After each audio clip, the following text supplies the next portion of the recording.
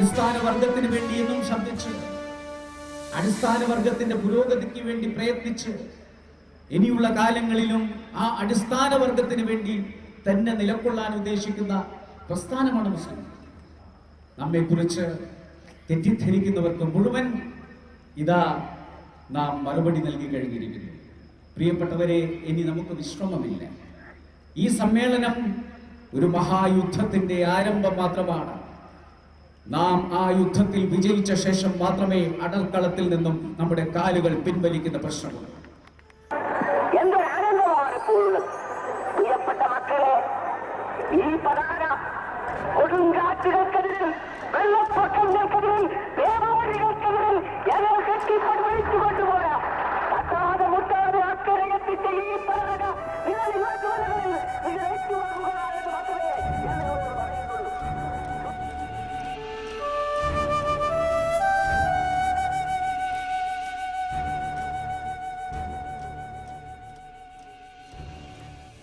നൂറ്റാണ്ടുകളുടെ അധിനിവേശങ്ങൾക്കും പടയോട്ടങ്ങൾക്കും വിധേയമായ മലബാർ. അറബികൾ, പോർച്ചുഗീസുകാർ, ഡച്ചുകാർ, ഇംഗ്ലീഷുകാർ. ഈ ഹരിതഭൂമിയുടെ നിധിശേഖരങ്ങൾ തേടി അവരെത്തി. തിരമുറിച്ച് കടന്നെത്തിയവരുടെ അക്രമാസക്തമായ തീണ്ടാട്ടങ്ങൾക്കും നാടുവാഴിത്തത്തിൻ്റെ നിഷ്ഠൂര വാഴ്ചകൾക്കുമിടയിൽ തീരാ സഹനവും യാതനകളുമായി മണ്ണടിഞ്ഞ തലമുറകൾ. സ്വാതന്ത്ര്യത്തിൻ്റെ തിരുവട്ടം തെളിയാത്ത ഘോരാന്ധകാരത്തിൻ്റെ അന്തരാളഘട്ടങ്ങൾ. ആര്യന്റെ ധർമ്മശാസനകളും അധിനിവേശ ശക്തികളുടെ ആയുധപുരകളും ദയാരഹിതമായ ഈ പൈശാചിക വാഴ്ചയ്ക്ക് കൂട്ടുനിന്നു.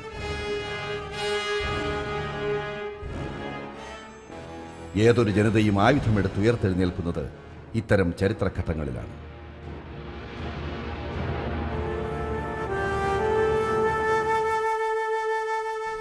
ഏറനാട്, വള്ളുവനാട് പ്രദേശത്തെ ഉൾനാടൻ മാപ്പിളമാരാണ് ജന്മിവ്യവസ്ഥയ്ക്കെതിരായിട്ടും ബ്രിട്ടീഷ് ആധിപത്യത്തിനെതിരായിട്ടും, അതായത് ജന്മിവ്യവസ്ഥയെ പിന്താങ്ങുന്ന, അതിനെ പിന്തുണയ്ക്കുന്ന, അതിന് പോലീസ് കൊണ്ടും പട്ടാളം കൊണ്ടും സഹായം കൊടുക്കുന്ന ശക്തിയായിട്ട് ബ്രിട്ടീഷ് വ്യവസ്ഥയ്ക്കെതിരെ, ബ്രിട്ടീഷ് ആധിപത്യത്തിനെതിരായിട്ടും കലാപങ്ങൾ നടത്തി. 19-ാം നൂറ്റാണ്ടിൽ തന്നെ ഈ ജന്മിമാരുടെ ഒഴിപ്പിക്കലിനെതിരായിട്ടും അതിനെ പിന്താങ്ങുന്ന ബ്രിട്ടീഷ് ഉദ്യോഗസ്ഥന്മാർക്കെതിരായിട്ടും ഉള്ള കലാപങ്ങളുണ്ടായിരുന്നു. കലാപപ്രദേശത്ത് കണ്ട മുസ്ലിങ്ങളെ അവരെല്ലാം കലാപകാരികളാണെന്നുള്ളതിലേക്ക് സ്ത്രീകളെയും കുട്ടികളെയും കൂടി ചിലപ്പോൾ ഉപദ്രവിച്ചിരുന്നു, വെടിവെച്ചിരുന്നു. ഗർഭിണികൾ, രോഗികൾ, ഇവരൊക്കെ വളരെ വിഷമങ്ങൾ അനുഭവിച്ചു. അങ്ങനെ കലാപം ഒരു വലിയ മാപ്പിളമാരിൽ നല്ലൊരു വിഭാഗത്തെ ചെറുപ്പക്കാരെ പ്രത്യേകിച്ചും ഇല്ലാതാക്കി. അവർ ഒന്നുകിൽ ജയിലിലാക്കപ്പെട്ടു, അല്ലെങ്കിൽ കൊല്ലപ്പെട്ടു. ഏകദേശം 12,000 മാപ്പിളമാർ വധിക്കപ്പെട്ടിട്ടുണ്ട്. അത്ര തന്നെ ഏതാണ്ട് ജയിലുകളിലും മറ്റും പോയിട്ടുണ്ട്. പിന്നെ സ്ഥലം വിട്ടിട്ടുണ്ട് പലരും ഈ പട്ടാളത്തെ പിടിച്ചിട്ടൊക്കെ. അങ്ങനെ ഒരു മാപ്പിള സമുദായം, പ്രത്യേകിച്ചും ഉൾനാടൻ മാപ്പിള സമുദായം അനാഥമാവുന്നൊരവസ്ഥയുണ്ടായിരുന്നു. ഈ ചരിത്രഘട്ടത്തിൽ മുസ്ലിം സമുദായം നേരിട്ട സങ്കീർണ സമസ്യകളെ ധീരോദാത്തം നെഞ്ചേറ്റാൻ ഉരുവം കൊണ്ട ഉജ്ജ്വല വ്യക്തിത്വമായിരുന്നു ജനാബ് CH മുഹമ്മദ് കോയ. അടർക്കളങ്ങളുടെ വിളികേട്ട് ചരിത്രത്തിലേക്ക് കുളം പഠിച്ചെത്തിയ യാഗാശ്വം. പുരുഷാരത്തിൻ്റെ മസ്തിഷ്കങ്ങളിൽ ചിന്തയുടെ പ്രകമ്പനങ്ങളും ഞരമ്പുകളിൽ ആവേശത്തിൻ്റെ തീക്കാറ്റും വിതയ്ക്കുന്ന ഉജ്ജ്വല വാഗ്മി, കിടയറ്റ സംഘാടകൻ, പ്രഗത്ഭനും നീതിമാനുമായ ഭരണാധികാരി, ക്രാന്തദർശിയായ നയതന്ത്രജ്ഞൻ, സർഗധനനായ എഴുത്തുകാരൻ. 4 പതിറ്റാണ്ടുകാലത്തെ നിസ്വാർത്ഥമായ പൊതുപ്രവർത്തനം CHന്റെ യശസ്സിനുമേൽ ചാർത്തിക്കൊടുത്ത ഓരോ കീർത്തിമുദ്രയും അത്രമേൽ അന്വർത്ഥമായിരുന്നു.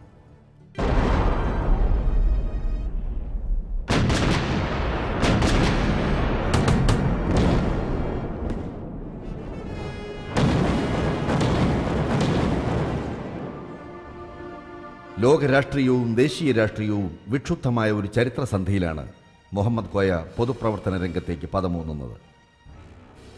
ജർമ്മനിയുടെ ബോംബർ വിമാനങ്ങളും അഡോൾഫ് ഹിറ്റ്ലറുടെയും മുസോളിനിയുടെയും അക്രമാസക്തമായ ആക്രോശങ്ങളും കൊണ്ട് ഭൂമണ്ഡലം നടുങ്ങിത്തരിച്ച ചരിത്രത്തിൽ ചോരപ്പേമഴ പെയ്ത ദശാസന്ധി.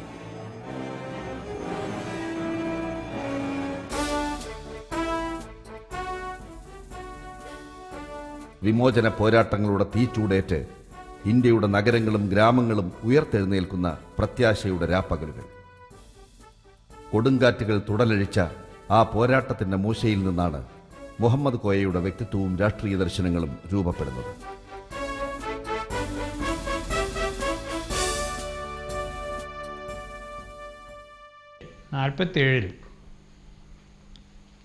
ജിന്ന ആവശ്യപ്പെട്ടത് ഇന്ത്യയിലുള്ള മുസ്ലിം ലീഗിനെ പിരിച്ചുവിടണമെന്നാണ്.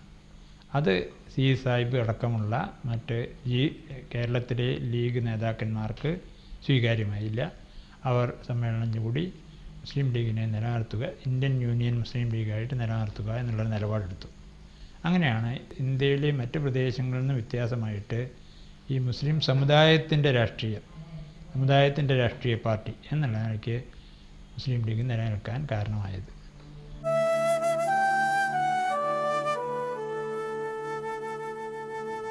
ഹൈസ്കൂൾ പഠനത്തിനായി കൊയിലാണ്ടിയിലെത്തിയ CH ബാഫക്കി തങ്ങളുടെ വീട്ടിലും നൂർ മഹലിലും മറ്റും താമസിച്ചുകൊണ്ടാണ് സ്കൂളിൽ പോയിരുന്നത്.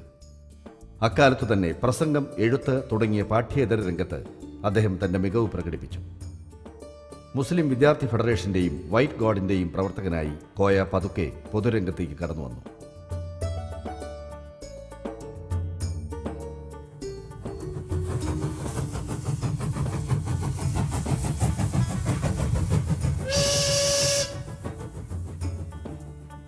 ആയിരത്തി 1943 കൊയിലാണ്ടി സ്കൂളിനോട് വിട പറഞ്ഞ് ഇന്റർമീഡിയറ്റിന് ചേരാനായി മുഹമ്മദ് കോയ കോഴിക്കോട് വണ്ടിയിറങ്ങി. കോഴിക്കോട് സാമൂതിരി ഹൈസ്കൂളിൽ ചേർന്ന കോയ 47 കോഴിക്കോട് ടൗൺ മുസ്ലിം വിദ്യാർത്ഥി ഫെഡറേഷന്റെ പ്രസിഡന്റായി. 52 55 നടന്ന മുനിസിപ്പൽ തെരഞ്ഞെടുപ്പിൽ വിജയം വരിച്ച CH കൗൺസിലിലെ പാർട്ടി ലീഡറായി. കോഴിക്കോട് മുനിസിപ്പാലിറ്റി കോർപ്പറേഷനായി ഉയർത്താനുള്ള പ്രമേയം ആദ്യമായി അവതരിപ്പിച്ചത് മുഹമ്മദ് കോയയായിരുന്നു. ഐക്യ കേരള പിറവിക്ക് ശേഷം സംസ്ഥാനത്ത് നടന്ന ആദ്യത്തെ നിയമസഭാ തെരഞ്ഞെടുപ്പിലും 59 ഇടക്കാല തെരഞ്ഞെടുപ്പിലും താനൂരിൽ നിന്നും ജയിച്ചു വന്ന CH സഭയിലെ മുസ്ലിം ലീഗ് പാർട്ടി ലീഡറായി. ലീഗിനെതിരെ കോൺഗ്രസ് ഉന്നയിച്ചിരുന്ന ആശയങ്ങളെ ഞങ്ങൾ എതിർത്തിരുന്നു. യഥാർത്ഥം പറയാന്നുണ്ടെങ്കിൽ കോൺഗ്രസും ലീഗും ചേർന്ന് ബ്രിട്ടീഷുകാരെ നേരിടണമെന്നായിരുന്നു ഞങ്ങളുടെ അഭിപ്രായം. അപ്പം ആ കാലത്താണ് ഞങ്ങൾ ആദ്യം കണ്ടുമുട്ടുന്നത്. പിന്നീട് ഞങ്ങൾ സഹകരിക്കാൻ തുടങ്ങുന്നത് 67 മന്ത്രിസഭയിലാണ്. സ്വാതന്ത്ര്യലബ്ധിക്ക് ശേഷവും ലീഗ് ഒരു പ്രത്യേക മതരാഷ്ട്രീയ പാർട്ടിയായിട്ട് നിൽക്കുന്നത് ശരിയല്ല എന്നായിരുന്നു ഞങ്ങളുടെ അഭിപ്രായം. എങ്കിലും അതൊരു യാഥാർത്ഥ്യമാണ്. ആ യാഥാർത്ഥ്യം എന്നുള്ള നിലയ്ക്ക് വിശേഷിച്ചും കോൺഗ്രസിനെ അധികാരസ്ഥാനത്ത് നിന്ന് ഇറക്കണം എന്നുള്ള ഉദ്ദേശം വെച്ചുകൊണ്ട് ഞങ്ങൾ ലീഗുമായിട്ട് സഖ്യമുണ്ടാക്കി. ആദ്യമായിട്ടാണ് ലീഗിൻ്റെ മന്ത്രിമാർ സെക്രട്ടേറിയറ്റിൽ വരുന്നത്. ഇന്ത്യയിലെ ഏറ്റവും പ്രായം കുറഞ്ഞ സ്പീക്കറായി സത്യപ്രതിജ്ഞ ചെയ്തുകൊണ്ട് CH ചരിത്രത്തിന്റെ നാൾവഴിത്താളിൽ ഒപ്പുവെച്ചു. 61 സ്പീക്കർ സ്ഥാനം രാജിവെച്ച CH 62 കോഴിക്കോട് നിന്നും പാർലമെന്റിലെത്തി. തുടർന്ന് 67 EMS മന്ത്രിസഭയിൽ വിദ്യാഭ്യാസ മന്ത്രിയായി സത്യപ്രതിജ്ഞ ചെയ്തു. പിന്നീട് വന്ന അച്യുതമേനോൻ മന്ത്രിസഭയിലും കരുണാകരൻ മന്ത്രിസഭയിലും AK ആന്റണി മന്ത്രിസഭയിലും കോയ മന്ത്രിസ്ഥാനങ്ങൾ വഹിച്ചു. 1979 ഒക്ടോബർ 12 ഒരു ചരിത്ര നിയോഗം പോലെ മുസ്ലിം ന്യൂനപക്ഷങ്ങളുടെ സമാരാധ്യനായ അമരക്കാരൻ CH കേരളത്തിലെ 10ാം മന്ത്രിസഭയുടെ ഭരണസാരഥ്യം ഏറ്റെടുത്തു. അദ്ദേഹം മുഖ്യമന്ത്രിയായി സത്യപ്രതിജ്ഞ ചെയ്തു. കക്ഷി രാഷ്ട്രീയത്തിന്റെ മലീമസമായ ഉപജാപങ്ങളിൽ നിന്നും CH മന്ത്രിസഭയ്ക്കും രക്ഷപ്പെടാനായില്ല. 1979 ഡിസംബർ 1 CH മന്ത്രിസഭ രാജിവെച്ചു. 1980 മഞ്ചേരി മണ്ഡലത്തിൽ നിന്നും വിജയിച്ച് വീണ്ടും സഭയിലെത്തി. നയനാർ സർക്കാരിന്റെ രാജിയെ തുടർന്ന് 1981 ഡിസംബറിൽ K കരുണാകരൻ മുഖ്യമന്ത്രിയും CH കേരളത്തിന്റെ ഉപമുഖ്യമന്ത്രിയുമായി ഐക്യമുന്നണി മന്ത്രിസഭ അധികാരത്തിലെത്തി. വായിക്കുക, സ്രഷ്ടാവായ നിന്റെ നാഥന്റെ പേരിൽ വായിക്കുക. നിന്റെ നാഥൻ അത്യുദാരൻ, പേനയുടെ വിദ്യ പഠിച്ചവൻ, മനുഷ്യനെ അവൻ അറിയാത്തത് പഠിപ്പിച്ചവൻ. ജ്ഞാനത്തിന്റെ മഹത്വം ഉദ്ഘോഷിക്കുന്ന വിശുദ്ധ ഗ്രന്ഥത്തിലെ വചനങ്ങളും പ്രവാചക സൂക്തങ്ങളും കുട്ടിക്കാലത്ത് തന്നെ CHനെ ഗാഠമായി സ്വാധീനിച്ചിരുന്നു. സമുദായത്തിന്റെ ശോചനീയമായ പിന്നോക്കാവസ്ഥയെ ദൂരീകരിക്കാൻ വിദ്യാഭ്യാസത്തിലൂടെ മാത്രമേ സാധ്യമാകൂ എന്ന് ക്രാന്തദർശിയായ CH തിരിച്ചറിഞ്ഞു. ഒരു കർമ്മയോഗിയുടെ ആത്മസ്ഥൈര്യത്തോടെ ആസൂത്രിതവും ക്രമബദ്ധവുമായ ഒരു പരിവർത്തന പ്രക്രിയയ്ക്ക് CH നാന്ദി കുറിച്ചു. അതിൻ്റെ ദീപ്ത സ്മാരകങ്ങളാണ് കാലിക്കറ്റ് സർവകലാശാലയും ശാസ്ത്ര സാങ്കേതിക വിദ്യാഭ്യാസ കേന്ദ്രമായ കൊച്ചി സർവകലാശാലയും. CH എന്ന് പറഞ്ഞാൽ ഒരു കണക്ക് പറഞ്ഞാൽ വിഗ്രഹഭഞ്ജകൻ എന്ന് വേണമെങ്കിൽ വിളിക്കാം. പല തെറ്റായ സങ്കല്പങ്ങളെയും തിരുത്തിക്കുറിച്ച ആളാണ് CH. ഈ നാട്ടിൽ വിദ്യാഭ്യാസപരമായ പുരോഗതി നിഷേധിക്കപ്പെട്ട ജനപഥങ്ങളെ ഉയർത്തിക്കൊണ്ടുവരുന്ന കാര്യത്തിൽ CH ചെയ്ത മഹത്തായ സേവനങ്ങളാണ്. അതുകൊണ്ടാണ് CH കാലഘട്ടം എന്ന് വിശേഷിപ്പിക്കാവുന്നത്. CHൻ്റെ കാലഘട്ടത്തിലാണ് SSLC വരെയുള്ള വിദ്യാഭ്യാസം പൂർണ്ണമായും സൗജന്യമാക്കുന്നത്. മാത്രമല്ല അദ്ദേഹത്തിൻ്റെ കാലഘട്ടത്തിലാണ് ഈ മുസ്ലിം നാടൻ പെൺകുട്ടികൾക്ക് സ്കോളർഷിപ്പ് പോലുള്ള കാര്യങ്ങൾ ചെയ്തത്. അപ്പോൾ സമൂഹത്തിൽ വിദ്യാഭ്യാസപരമായിട്ട് ഉയർന്നു വരാൻ കഴിയാത്ത വിഭാഗങ്ങളെ ഉയർത്തിക്കൊണ്ടുവരുന്ന കാര്യത്തിൽ അദ്ദേഹം വളരെയേറെ നല്ല കാര്യങ്ങൾ ചെയ്തു. മറ്റൊന്ന് മലബാറിലെ പിന്നോക്കാവസ്ഥ, വിദ്യാഭ്യാസ പിന്നോക്കാവസ്ഥ പരിഹരിക്കുന്നതിന് വേണ്ടി കാലിക്കറ്റ് യൂണിവേഴ്സിറ്റിയുടെ ജന്മം ചെറിയ കാര്യമല്ല. CHൻ്റെ വിദ്യാഭ്യാസ പ്രവർത്തനത്തിലെ ഏറ്റവും പ്രധാനമായ കാര്യമെന്ന് പറയുന്നത് കാലിക്കറ്റ് യൂണിവേഴ്സിറ്റിയാണ്. CH അന്ന് ധീരമായൊരു പരീക്ഷണം നടത്തി. വളരെ പ്രഗത്ഭനായ ഡോക്ടർ ഗനി, അദ്ദേഹത്തെയാണ് അദ്ദേഹം വൈസ് ചാൻസലറായിട്ട് അന്ന് കൊണ്ടുപോകുന്നത്. വളരെ പ്രഗത്ഭനായ അക്കാഡമിഷ്യനായിരുന്നു അദ്ദേഹം.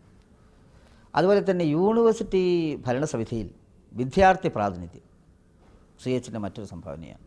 പിന്നീട് വന്ന എല്ലാ വിദ്യാഭ്യാസ മന്ത്രിമാരും പടുത്തുയർത്തിയത് CH പാകിയ അടിത്തറയിലാണ് എന്നതാണ് അതിൻ്റെ ഏറ്റവും പ്രധാനമായ വശം.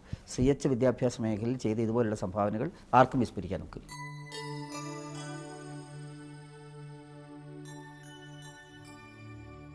വിദ്യാഭ്യാസത്തിനും വികസനത്തിനും ഏറെ പിന്തള്ളപ്പെട്ട ഏറനാട്, വള്ളുവനാട്, പൊന്നാനി താലൂക്കുകളുടെ സമഗ്ര വികസനത്തിന് വഴിയൊരുക്കിയ മലപ്പുറം ജില്ലാ രൂപീകരണത്തിന് പിന്നിൽ പ്രവർത്തിച്ച നിർണായക ശക്തി CH മുഹമ്മദ് കോയയായിരുന്നു.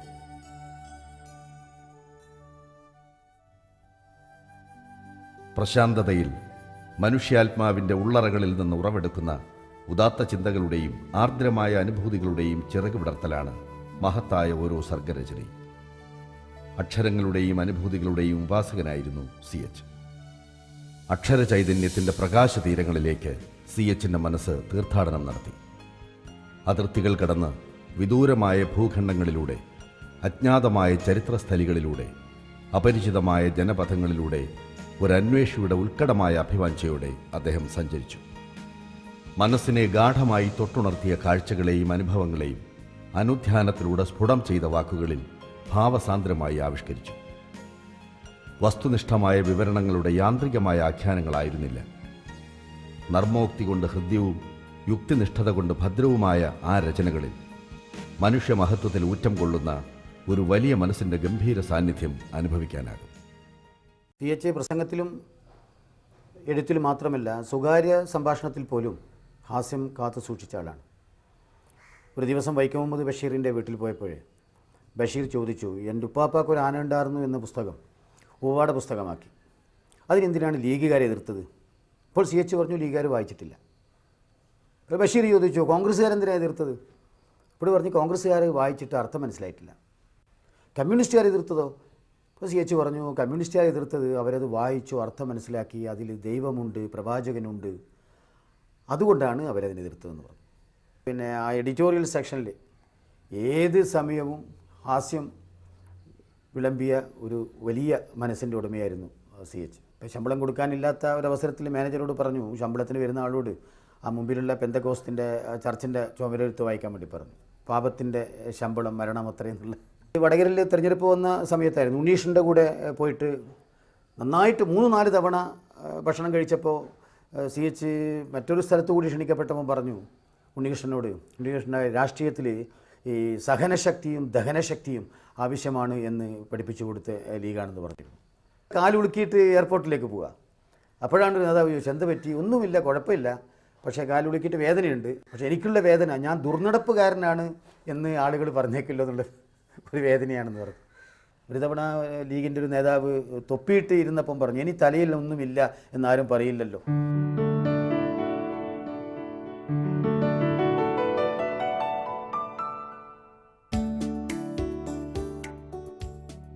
ചന്ദ്രിക, അക്ഷരസ്നേഹിയായ CHൻ്റെ പ്രിയപ്പെട്ട തട്ടകം. CHൻ്റെ ബഹുമുഖ സിദ്ധികൾക്ക് പടർന്നേറാനുള്ള വിശാലമായ വിധാനമായിരുന്നു ചന്ദ്രിക. 1946 മുഹമ്മദ് കോയ മുസ്ലിം ലീഗിൻ്റെ ഔദ്യോഗിക മുഖപത്രമായ ചന്ദ്രികയുടെ പത്രാധിപ സമിതി അംഗമാകുന്നത്. ചുരുങ്ങിയ കാലത്തിനുള്ളിൽ തന്നെ അദ്ദേഹം ചന്ദ്രികയുടെ പത്രാധിപ സ്ഥാനത്തെത്തുകയും ചെയ്തു.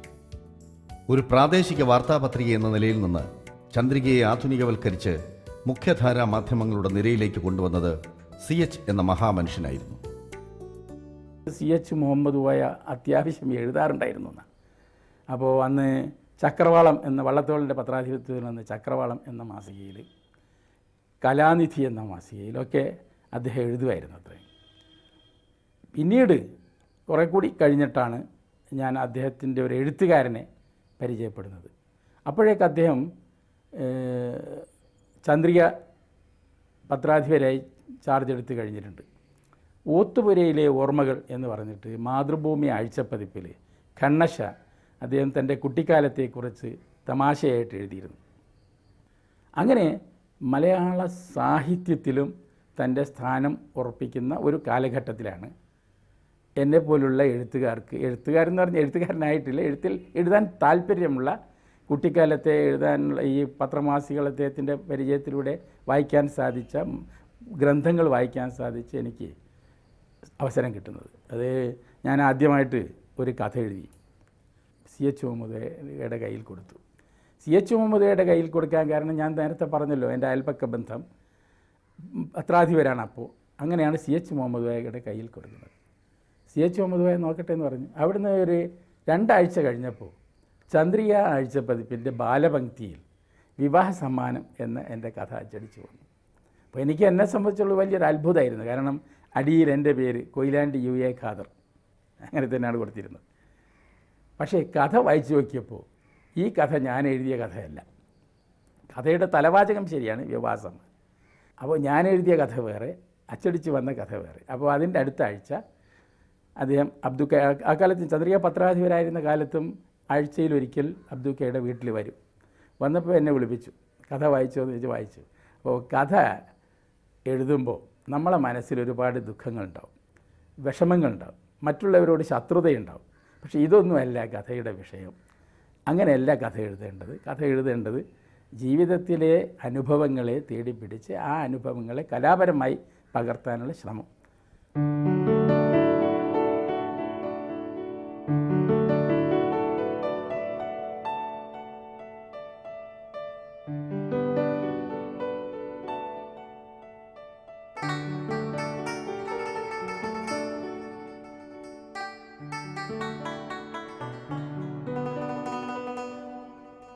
പഴയ മദിരാശി സംസ്ഥാനത്തിൻ്റെ ഭാഗമായ കുറുമ്പ്രനാട് താലൂക്കിലെ അത്തോളി എന്ന പ്രശാന്ത രമണീയമായ ഈ നാട്ടിൻപുറത്താണ് പയ്യമ്പുനത്തിൽ ആലി മുസ്ലിയാരുടെയും ചെറിയോരൻകണ്ടി മറിയോമ്മയുടെയും മകനായി 1927 ജൂലൈ 15 മുഹമ്മദ് കോയ ജനിച്ചത്.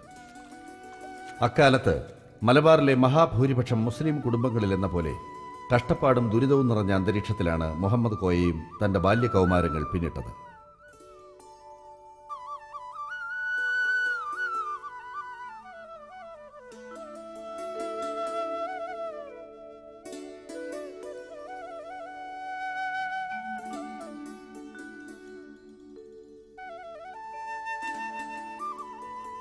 അത്തോളിയിലെ കൈത്തോടുകളിലും ആറ്റിറമ്പിലും കളിച്ചു തിമിർത്തും മീൻ പിടിച്ചും നടന്ന കോയയെ പിടിച്ച് സ്കൂളിൽ ചേർത്തത് ആത്മവിദ്യാസംഘം പ്രവർത്തകനും മാതൃകാ അധ്യാപകനുമായ ആനപ്പാറ പാച്ചൻ മാസ്റ്റർ എന്ന ഈ ത്രികാലജ്ഞാനിയായിരുന്നു. 1 വർഷത്തെ പഠനത്തിന് ശേഷം കോയ അടുത്തു തന്നെയുള്ള വേളൂർ മാപ്പിള എലിമെൻ്ററി സ്കൂളിൽ ചേർന്നു. അത്തോളിയിലെ സർ സെയ്ദ് എന്ന് CH ആദരപൂർവ്വം വിശേഷിപ്പിച്ച ഈസക്കുട്ടി മാസ്റ്ററായിരുന്നു അവിടെ പ്രധാന അധ്യാപകൻ.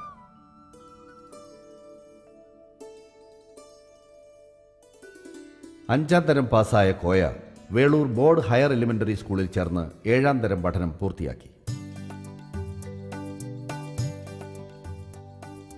7ാം ക്ലാസ് പരീക്ഷ നല്ല മാർക്കോടെ വിജയിച്ച മുഹമ്മദ് കോയ ഹൈസ്കൂൾ പഠനത്തിനായി അന്നശ്ശേരിയിൽ നിന്ന് കൊയിലാണ്ടിയിലേക്ക് കടവ് കടന്നു.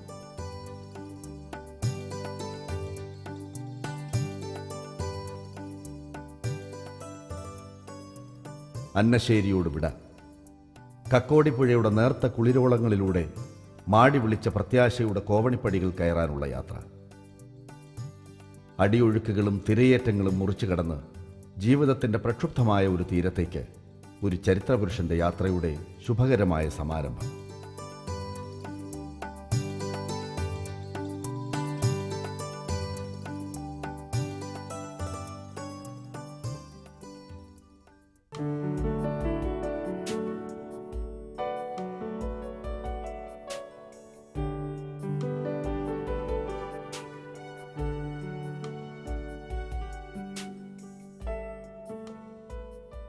ചെറുപ്പത്തിൽ വാപ്പയോട് കൂടിയുള്ള നിമിഷങ്ങളുണ്ടല്ലോ, കുറച്ച് സമയമേ കിട്ടാറുള്ളൂ, പക്ഷെ അത് വളരെ രസകരമാക്കാറുണ്ടായിരുന്നു അല്ലേ? ഭക്ഷണം കഴിക്കുന്ന സമയത്താണ് കൂടുതലും സമയം കണ്ടെത്തുക. രാഷ്ട്രീയം വീട്ടിലധികം പറയില്ല, അധികവും പിന്നെ നർമ്മങ്ങൾ പറയുക. പിന്നെ വൈകുന്നേരം നടക്കാനുള്ള ഇറങ്ങുമ്പോൾ താത്തയും ഫരീദയും ഞങ്ങളിങ്ങനെ 3 പേരും ഒരുമിച്ച് ഇങ്ങനെ നടക്കും. ആ സമയത്ത് ആണ് ഉമ്മയെ കളിയാക്കിക്കൊണ്ടുള്ള ഫ്രണ്ട്സിനെ കളിയാക്കിയിട്ടുള്ളത് എല്ലാ കഥകളും പറയുന്നതൊക്കെ ആ സമയത്തായിരുന്നു. അതൊരു ചെറുതാവുമ്പോൾ കോമിക്സ്, കളിക്കോപ്പുകൾ. സാനഡൂലുള്ള സമയത്ത് താത്ത മാത്രമായിരുന്നു ഉണ്ടായിരുന്നത് അന്ന്. അപ്പോഴേക്കും ഞങ്ങൾ 2 പേരുണ്ടായി. കുട്ടികളെ അവരുടെ സന്തോഷം നഷ്ടപ്പെടരുത്, അവർക്ക് ഒരു പിതാവിൻ്റെ വാത്സല്യം കിട്ടണം എന്നൊക്കെയുള്ള വലിയ ഒരു നിർബന്ധം ഉണ്ടായിരുന്നു. അതുകൊണ്ട് കിട്ടിയത് വളരെ കുറച്ച് നിമിഷങ്ങളാണെങ്കിലും ഞങ്ങളെ സംബന്ധിച്ചിടത്തോളം ഒരു ജന്മം മുഴുവൻ കിട്ടിയ അനുഭൂതിയാണുള്ളത്. അവസാനമായിട്ടന്ന് ഹൈദരാബാദിലേക്ക് പോകുമ്പോഴേ ചോദിച്ചാൽ എപ്പോഴും എവിടെ പോകുമ്പോഴും ചോദിക്കുക എന്താ വേണ്ടേ, ചെറിയ കുട്ടികളോട് ചോദിക്കുന്ന പോലെ ചോദിച്ചുകൊണ്ടിരിക്കും. അപ്പം അന്ന് ഞങ്ങൾ ആദ്യമൊക്കെ ഇങ്ങനെ പോയാൽ വളയൊക്കെ കൊണ്ടുതരും. അപ്പം അന്നും ചോദിച്ചു എന്താ വേണ്ടേ, ഞങ്ങൾ അതേപോലെ പറഞ്ഞു വള മതി എന്ന് പറഞ്ഞു. പിന്നെ പിറ്റേന്ന് അസുഖമായി എന്നാണല്ലോ കേൾക്കുന്നത്. പിന്നെ മരിച്ചെന്നും കേട്ടു. പിന്നെ കുറേ ദിവസം കഴിഞ്ഞ് ബാപ്പൻ്റെ എല്ലാ സാധനങ്ങളുമൊക്കെ തിരിച്ചങ്ങോട്ട് കൊടുത്തയച്ചു. അപ്പോഴാണ് കാണുന്നത് അതിൻ്റെ കൂട്ടത്തിലൊരു പെട്ടി വളയുണ്ടായിരുന്നു. അന്നും ഒരു മഴയുള്ള ദിവസമായിരുന്നു. ഖബറടക്കത്തിൻ്റെ തൊട്ട് നിമിഷങ്ങൾ മുമ്പ് ഒരു മഴ പെയ്തു.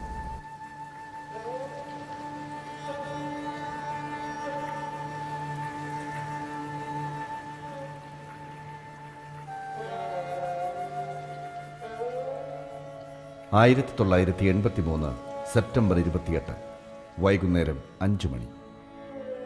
ഹൈദരാബാദിലെ നൈസാം ഓർത്തോപീഡിക് ആശുപത്രിയിൽ വെച്ച് ആ ദുരന്തം സംഭവിച്ചു.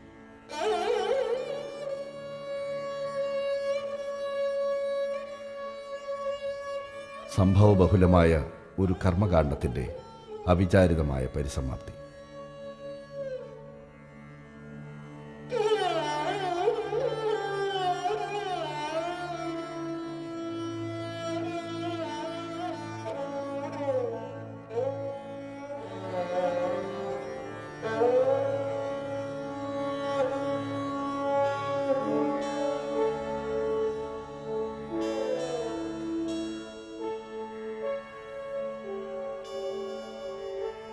പീഡിതരുടെ വേദനകളെ സാമൂഹ്യ മാറ്റത്തിനുള്ള ഇന്ധനമാക്കി തീർത്ത ജനനായകന്റെ വിയോഗത്തിൽ നാടും നഗരവും കണ്ണീരൊഴുക്കി.